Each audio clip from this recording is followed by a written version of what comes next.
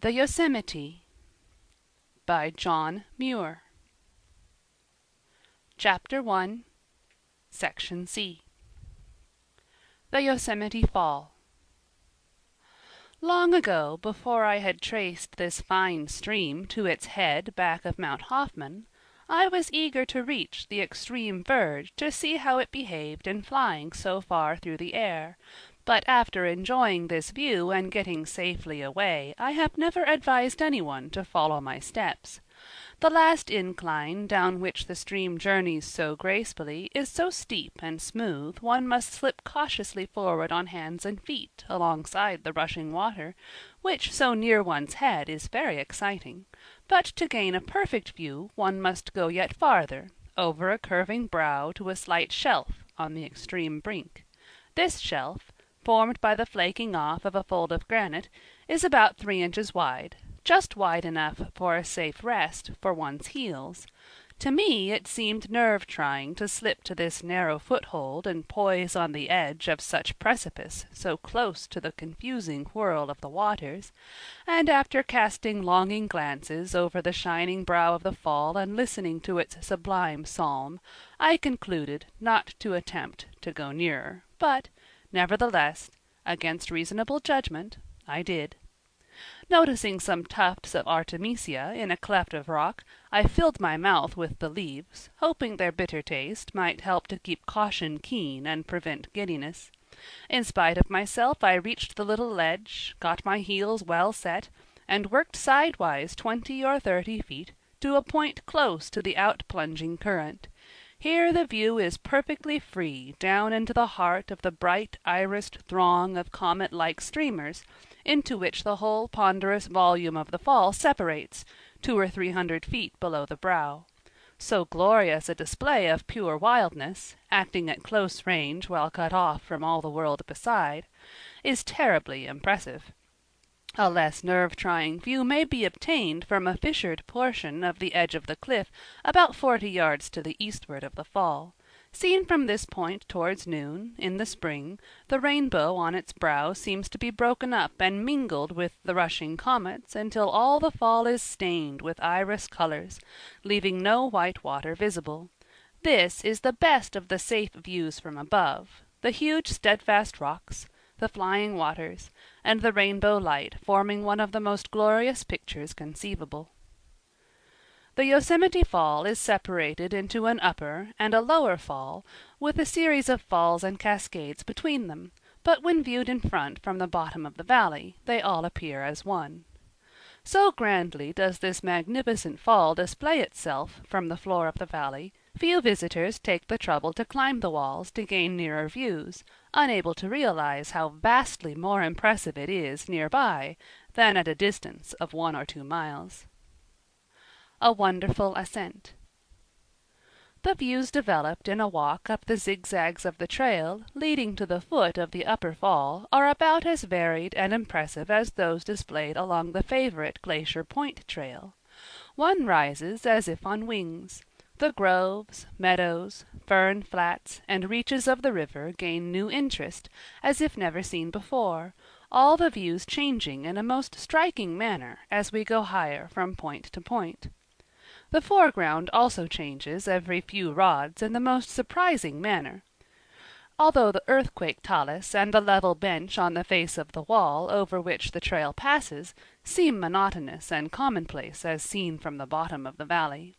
Up we climb with glad exhilaration, through shaggy fringes of laurel, ceanothus, glossy-leaved manzanita and live oak, from shadow to shadow across bars and patches of sunshine, the leafy openings making charming frames for the valley pictures beheld through them, and for the glimpses of the high peaks that appear in the distance. The higher we go, the farther we seem to be from the summit of the vast granite wall. Here we pass a projecting buttress whose grooved and rounded surface tells a plain story of the time when the valley, now filled with sunshine, was filled with ice, when the grand old Yosemite Glacier, flowing river-like from its distant fountains, swept through it, crushing, grinding, wearing its way ever deeper, developing and fashioning these sublime rocks. Again we cross a white, battered gully, the pathway of rock avalanches or snow avalanches. Farther on, we come to a gentle stream slipping down the face of the cliff in lace-like strips, and dropping from ledge to ledge, too small to be called a fall, trickling, dripping, oozing, a pathless wanderer from one of the upland meadows lying a little way back of the valley rim, seeking a way century after century to the depths of the valley without any appreciable channel.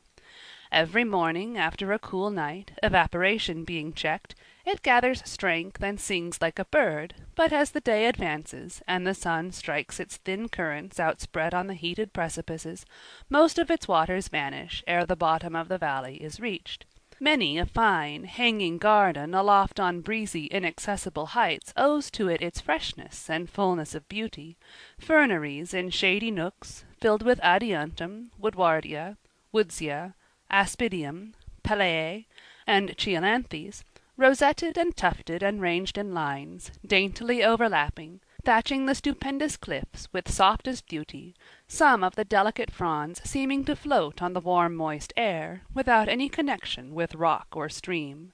Nor is there any lack of colored plants wherever they can find a place to cling to, lilies and mints, the showy cardinal mimulus, and glowing cushions of the golden bahia,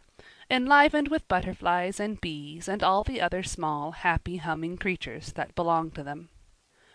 After the highest point on the lower division of the trail is gained, it leads up into the deep recess occupied by the great fall, the noblest display of falling water to be found in the valley, or perhaps in the world. When it first comes in sight, it seems almost within reach of one's hand, so great in the spring is its volume and velocity, yet it is still nearly a third of a mile away, and appears to recede as we advance. The sculpture of the walls about it is on a scale of grandeur, according nobly with the fall plain and massive, though elaborately finished, like all the other cliffs about the valley. In the afternoon an immense shadow is cast athwart the plateau in front of the fall, and over the chaparral bushes that clothe the slopes and benches of the walls to the eastward, creeping upward until the fall is wholly overcast, the contrast between the shaded and illumined sections being very striking in these near views. Under this shadow, during the cool centuries immediately following the breaking up of the glacial period, dwelt a small residual glacier, one of the few that lingered on this sun-beaten side of the valley after the main trunk glacier had vanished.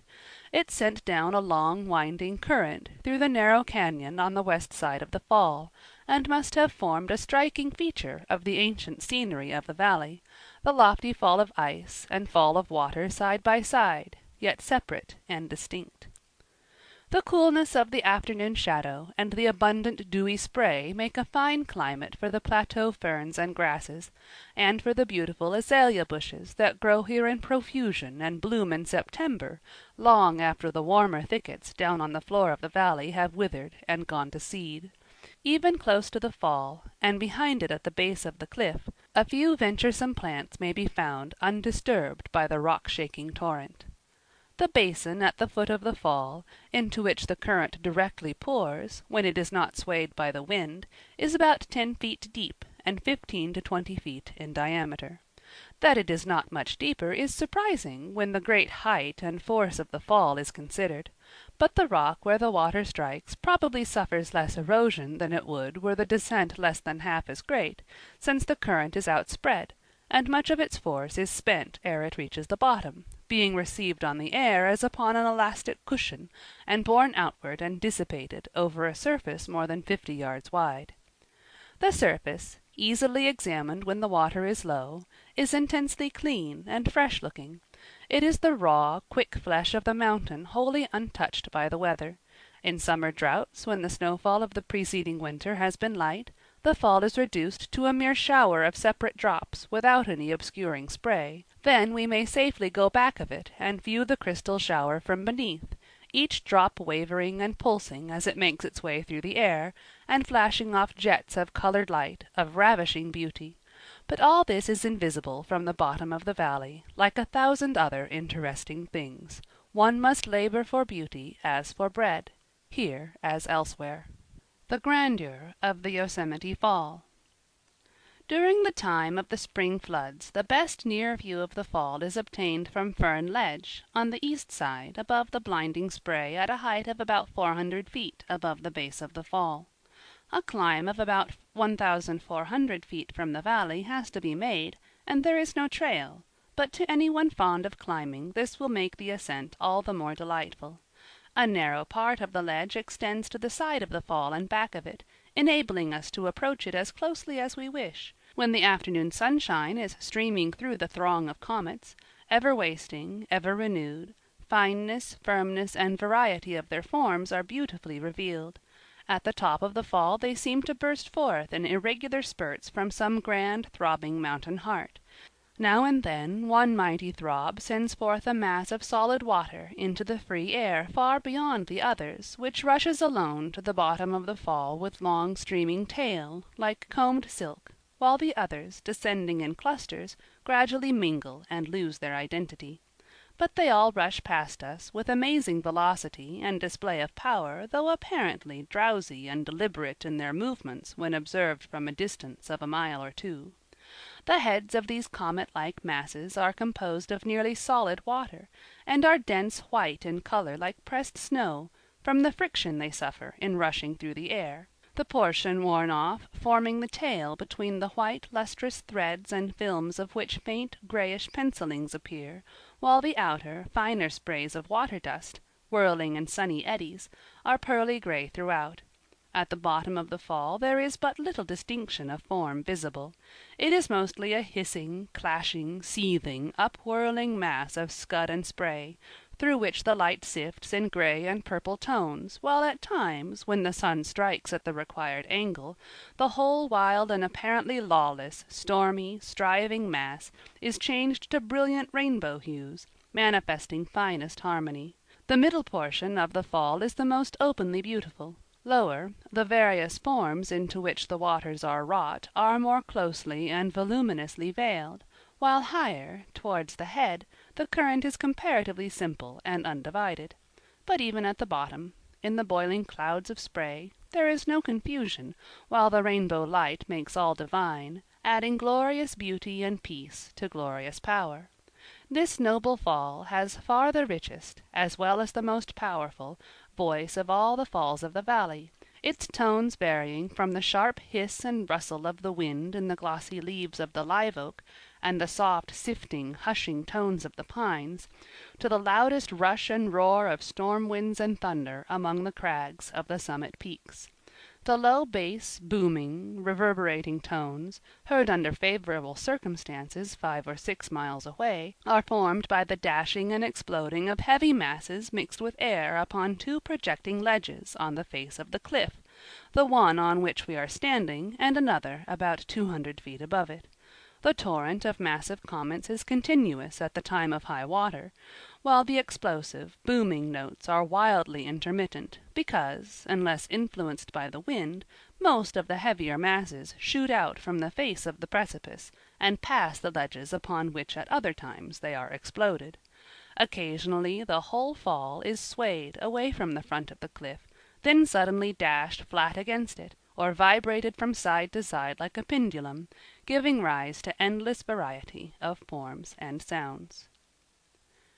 End of Section D of Chapter 1.